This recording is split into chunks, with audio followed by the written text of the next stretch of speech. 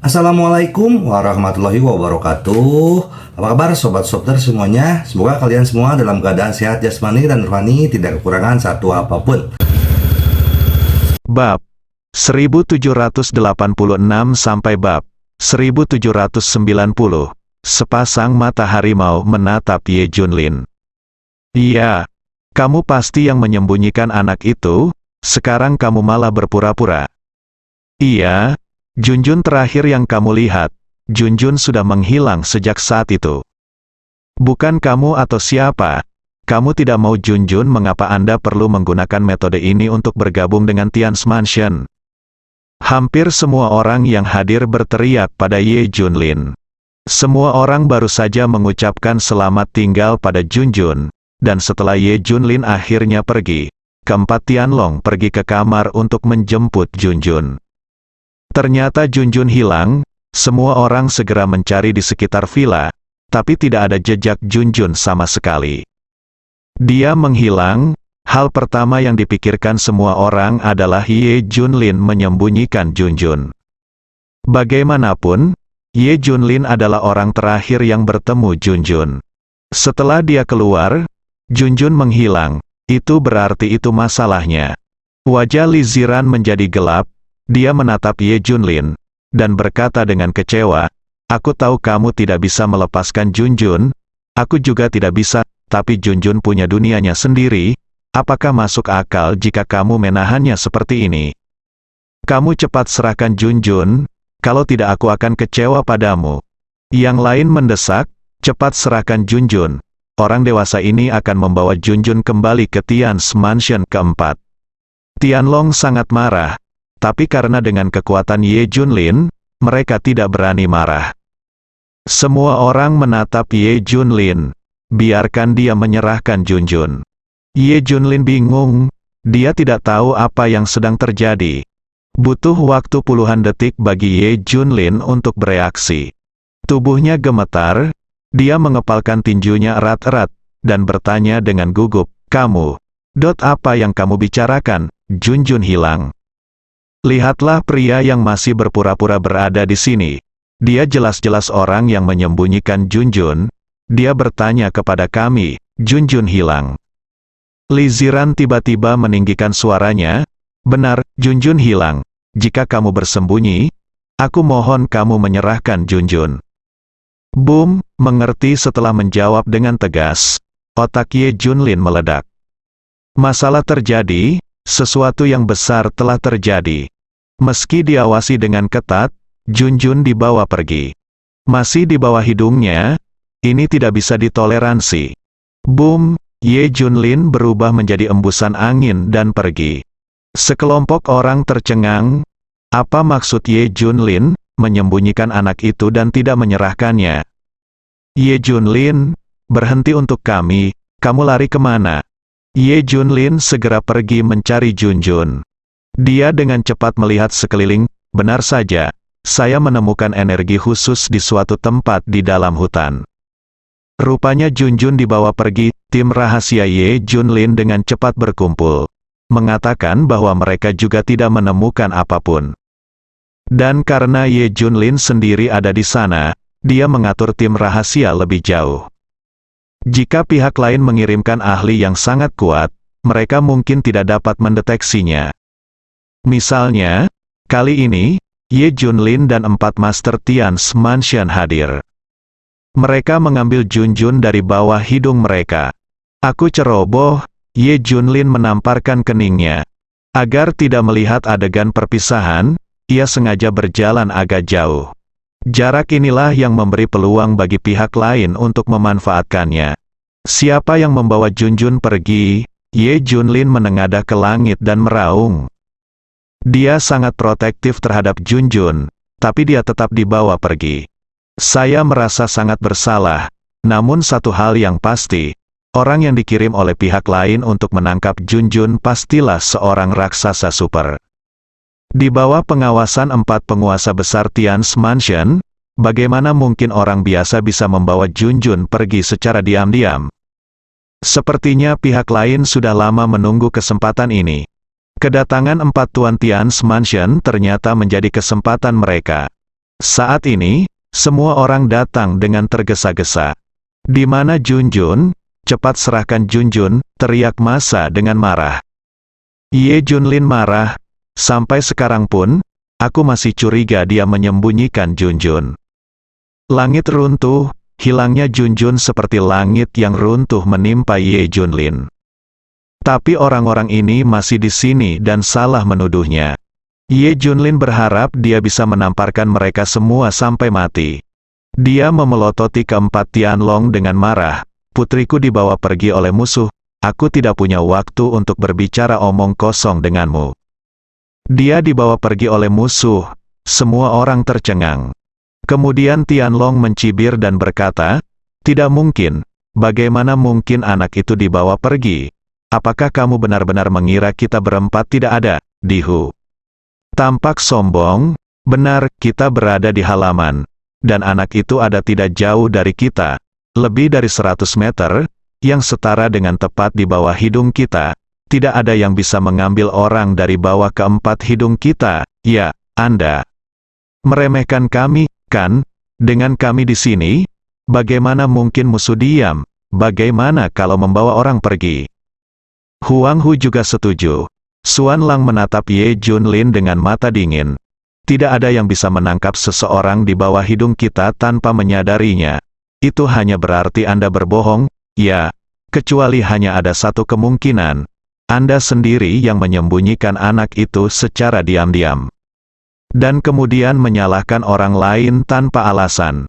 Keempat Tianlong menunjuk ke arah Ye Junlin. Ye Junlin adalah orang terakhir yang melihat Junjun. Selain itu, keempat Tianlong mengetahui identitasnya sebagai Raja Penekan Surga. Dan tidak ada masalah dalam melakukan semua ini dengan kekuatannya. Ye Junlin tersenyum, mampu mengambil orang dari bawah matamu hanya menunjukkan bahwa kamu pandai dalam hal itu. Kamu sedang mencari kematian? Xuan Lang berkata kata demi kata. Seluruh tubuhnya memancarkan niat membunuh yang dingin. Bagaimanapun, semua orang yang hadir percaya bahwa Ye Junlin lah yang menyembunyikan Junjun. Lagi pula, sama seperti pembantaian sebelumnya di Baiyun Villa, buktinya hampir meyakinkan. Aku tidak punya waktu untuk berbicara omong kosong denganmu. Aku akan mencari Junjun. Ye Junlin mengabaikan yang lain dan hendak pergi. Kamu berani? Xuan Lang berhenti di depan Ye Junlin. Minggir, kalau tidak jangan salahkan aku karena membunuhmu. Mata Ye Junlin dipenuhi dengan niat membunuh. Xuan Lang, minggir. Suara Tianlong terdengar, Xuan Lang lalu perlahan menyerah. Mengapa kamu tidak membiarkan aku mengambil tindakan? Aku tidak akan kalah, dan kamu juga. Xuan Lang jelas tidak puas dengan Ye Junlin, meskipun dia adalah orang kuat di daftar surgawi. Xuan Lang adalah yang paling mampu dari keempatnya. Kekuatannya jauh melebihi surga ketujuh. Sebaiknya kita tidak berkonflik dengannya, jangan memaksanya. Tianlong menjelaskan, apa yang harus kita lakukan? Mulai dia, awasi dia mulai sekarang, selama kamu mengikutinya, kamu pasti akan menemukan anak itu. Perintah Tianlong, 4 orang dewasa, jangan khawatir, kami pasti akan membiarkan dia menyerahkan anak itu. Ziran, kamu harus membiarkan dia menyerahkan anak itu, keluar Gali. Dan Zhao menyatakan niat baik mereka. Kamu tidak perlu mengurus masalah ini, kami akan menyelesaikannya. Keempat Tianlong pergi dari sini. Ye Junlin mungkin akan mengambil tindakan besar selanjutnya. Dia tidak ingin anak itu ikut dengan kita. Alasannya sangat sederhana. Dia hanya tidak ingin kita melatih anak ini menjadi orang yang baik. Dia ingin melatihnya sendiri. Tianlong menganalisis. Kita harus mengawasinya dan mendapatkan anak itu kembali. Ini sangat penting. Kita harus mencari dukungan, kalau tidak Ye Junlin akan sulit ditangani. Oke, segera hubungi Tian's Mansion dan laporkan beritanya dengan jujur. Setelah Ye Junlin pergi dari sini, segera hubungi departemen lama semua pihak dan mulai mencari keberadaan Junjun. Dia mengirim semua Raja Sitian terkuat hanya untuk mencari tahu keberadaan Junjun. Yang lainnya cemas seperti semut di panci panas. Namun kabar baiknya adalah pihak lain tidak menyerang Junjun secara langsung, melainkan membawanya pergi. Rupanya mereka punya rencana lain, mungkin itu hanya untukku. Memikirkan hal ini, Ye Junlin merasa sedikit lebih lega. Saat ini, Junjun belum meninggalkan Daxia, dia dibawa ke suatu tempat di Daxia. Saat ini, sekelompok orang muncul, yang paling penting adalah kelompok orang ini. Ye Junlin telah melihat sekelompok orang ini. Di pemakaman dekat kota Fengtian, seorang pejuang dari Pulau Timur yang merupakan bagian dari keluargaan. Ketika Ye Junlin mengetahui situasi tersebut, orang-orang ini bertingkah aneh dan memaksa Anjia untuk meminta maaf. Saat itu, Ye Junlin menyadari bahwa kelompok orang ini mungkin memiliki konspirasi. Biarkan Raja Sitian mengirim orang untuk mengawasinya. Namun sejauh ini kelompok masyarakat tersebut sama sekali tidak menunjukkan keanehan. Oleh karena itu, pengamatan Raja Sitian selalu stabil. Namun orang-orang ini hanyalah perencana, bukan pelaksana. Mereka tidak mengambil tindakan apapun, sehingga Departemen Intelijensi Tianwang tidak akan mengetahuinya. Ternyata semua yang ada di Bayun Villa direncanakan oleh sekelompok orang ini. Sekarang, mereka mengirimkan orang kuat untuk menangkap Junjun. Terima kasih, Tuan Xiaoye, semua orang membungkuk pada sebuah bayangan. Ada bayangan dalam cahaya redup, itu adalah Tuan Ono begitu semua orang memanggilnya, Ichiro Ono. Dia mempunyai julukan Shadow Warrior, artinya dia seperti bayangan. Selain berlatih Higashishima Kendo, Ono Ichiro juga berlatih teknik khusus ninjutsu. Jika dia bersembunyi, pada dasarnya tidak ada yang bisa menemukannya. Dia bisa bersembunyi di mana saja dan hampir menyatu dengan lingkungan sekitarnya. Ini sedikit mirip dengan manusia bayangan, pemimpin organisasi pembunuh Tuhan yang dibunuh Ye Junlin di War Eagle Kingdom. Namun dari segi skill tersembunyinya saja, Ono Ichiro lebih kuat. Shadow Man kuat dalam seni pembunuhan, sedangkan Ono Ichiro kuat dalam seni tembus pandang. Jadi ketika Ono Ichiro menangkap Junjun, keempat Tuan Tianlong tidak bereaksi sama sekali. Bahkan Ye Junlin, yang berada relatif jauh di luar, tidak menyadarinya. Bagaimanapun, Ye Junlin tidak menyadari sedikit pun fluktuasi energi. Tuan-tuan, misi saya selesai, sekarang terserah Anda. Ono Ichiro dengan cepat mundur. Setelah beberapa prajurit Dongdao melirik Junjun, mereka berkata serempak, "Oke, ayo mulai." Ye Junlin sudah mendapat firasat bahwa orang-orang Dongdao ini punya rencana yang sudah direncanakan sebelumnya.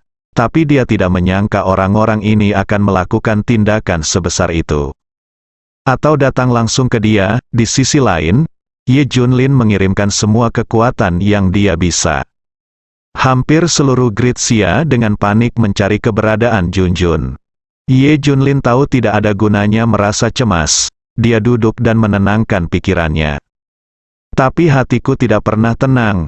Dia memaksa dirinya untuk tenang. Dia sekarang menyesal harus terus memasang chip pelacak posisi pada Junjun.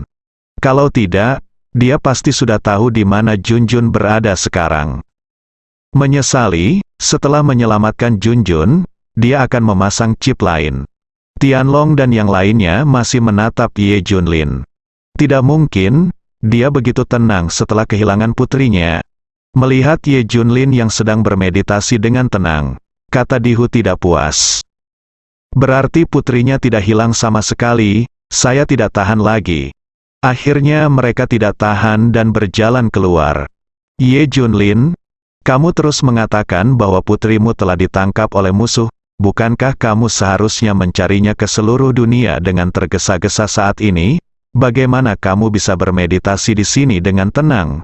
Huang Hu bertanya langsung. Ye Junlin berkata tanpa membuka matanya, ini bukan giliranmu untuk mengurus urusan Ye Junlin. Suasana hatiku sedang buruk, keluar dari sini. Mendengar sikap kuat Ye Junlin, keempat Tianlong sangat marah. Kapan mereka pernah diperlakukan seperti ini? Sebagai institusi seni bela diri kuno terkuat di Daxia. Mereka hampir berada di luar aturan apapun, dan bahkan penjaga naga api pun tidak dapat memerintahkannya. Status ini menentukan kebangsawanan mereka. Siapa yang berani berbicara seperti ini kepada mereka? Beranikah kamu menyuruh mereka pergi? Makanlah hati beruang dan keberanian macan tutul. Ye Junlin, aku memperingatkanmu untuk yang terakhir kalinya.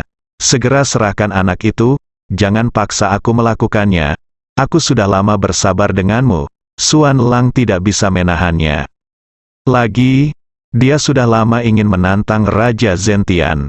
Boom, tiba-tiba, Ye Junlin membuka matanya. Kalau begitu berhenti bicara omong kosong dan biarkan pertarungan dimulai. Ini adalah momen paling menjengkelkan bagi Ye Junlin, tetapi Xuan Lang Tianlong berdengung di telinganya seperti lalat.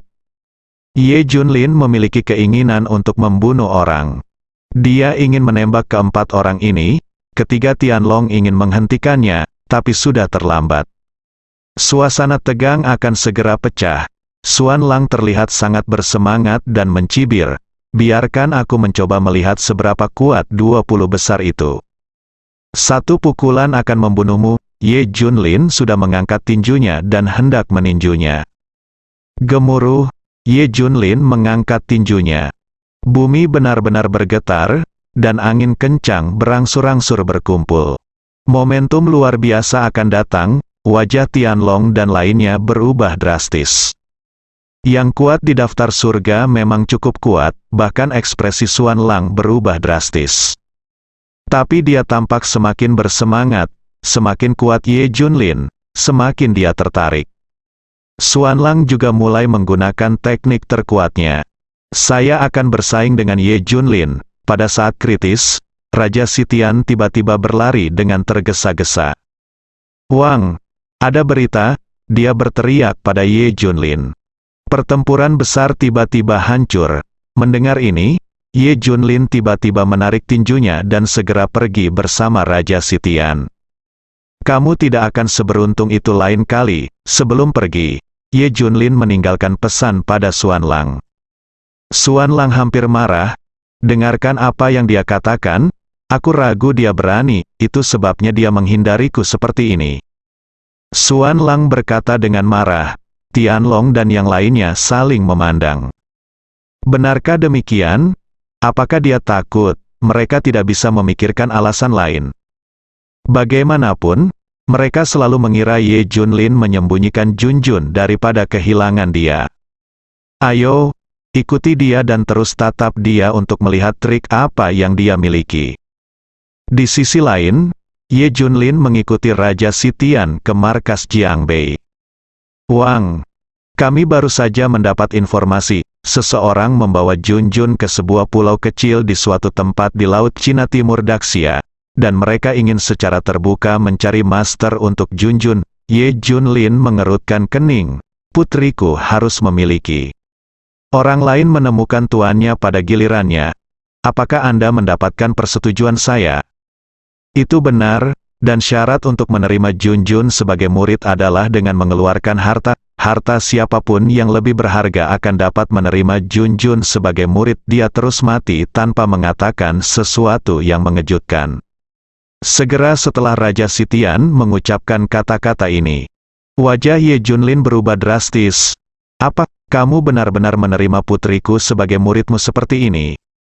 Kamu menantang intisariku? Seluruh pribadi Ye Junlin dipenuhi amarah, dan seluruh dunia dipenuhi ketakutan. Semua orang di sekitarnya tiba-tiba kesulitan bernapas dan bahkan tercekik. Kemarahan yang mengerikan dan niat membunuh sangat besar. Setelah Tianlong dan yang lainnya tiba, mereka merasa ketakutan. Ini, bukankah ini jahat? Ini kejahatan yang mengerikan. Ini adalah pertama kalinya mereka secara pribadi merasakan permusuhan yang datang dari Ye Junlin. Dia semakin menganggap Ye Junlin sebagai iblis. Jika kita tidak menyingkirkan iblis ini, cepat atau lambat Daxia akan berada dalam kekacauan. Xuan Lang dan yang lainnya sudah memiliki niat membunuh yang kuat. Di pangkalan, Ye Junlin meraung, segera periksa untukku, pulau yang mana? Jam berapa sekarang? Temukan untukku secepat mungkin, aku tidak peduli siapa itu, kamu benar-benar mengacaukanku kali ini, Sawu. Maaf, bunuh tanpa ampun. Ye Junlin sangat marah. Bagaimana mungkin dia tidak marah ketika putrinya diterima menjadi murid seperti ini? Semuanya, keluar dan cari aku. Ye Junlin meminta Xiao Feng dan tim rahasianya untuk juga mencari orang. Dia bahkan mengumpulkan semua sekte jahat yang telah dia pulihkan. Biarkan mereka menemukannya juga, mungkin orang-orang ini lebih tahu. Adegan di mana sekte jahat berkumpul benar-benar dilihat oleh keempat Tianlong. Apa yang Ye Junlin lakukan, dengan begitu banyak cara jahat berkumpul, apakah dia akan memberontak? Keempat Tianlong ketakutan. Beritahu Tian's Mansion dan klan Baolong segera dan minta mereka mengirim orang. Cepat, cepat. Ye Junlin membuat langkah besar di sini. Benar, Junjun harus diterima sebagai murid. Ini adalah rencana mereka, dengan bakat ekstrim Junjun.